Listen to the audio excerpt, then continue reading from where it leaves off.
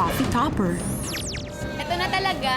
Ay, oh my God. Ikaw ba'y nag-iisa, nalulungkot o nalulumbay sa opisina, sa eskwelahan o sa bahay? Sa Minute to Win It game na ito, it surely is a must-try. Sa challenge na ito, isa-isang maghuhulog ng CDs ang contestant na may taas na 3 feet para maipatong ang isang CD sa plastic cup. Ultimate challenge tayo, Coffee Topper, isa-isa lang paghulog sa mga CD. Bawal lumagpas ang inyong mga kamay sa marker. Tig isang CD ang dapat milagay sa tatlong baso na nakikita nyo sa ibaba nyo. Coffee Topper, Team Sarah, are you ready? Ready? You have a minute? Good luck, Team Sarah.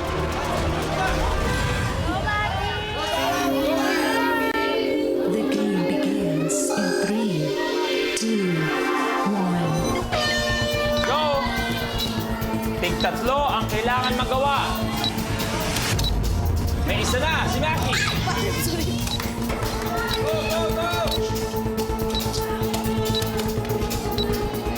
Go kay 45 Maki. seconds. Lapit. Nagbabounce eh. Lapit ng baso. Malapit sa akin.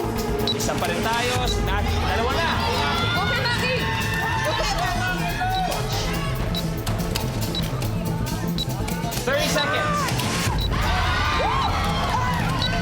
May isa na nakagawa. Come on, guys. Okay, dandan lang, dandan. Isa na lang. Kailangan ni Eva.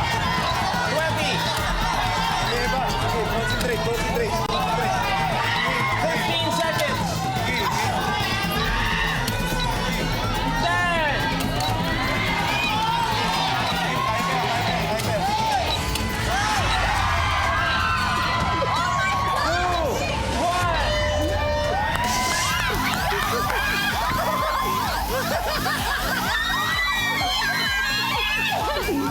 Team Sarah!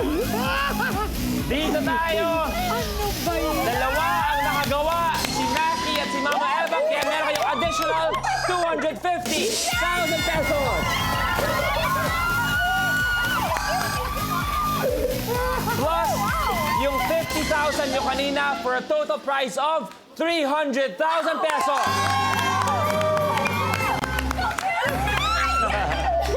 Team Sarah, bro, how was it playing Minute to Win It? How was this experience for you guys? Sarap, masarap, masarap. Enjoy, no? Oo, sobra. Once in a lifetime. Pwede namin. ulitin. Sana, hopefully very soon, palapan natin ang Team Sarah with 300,000 pesos!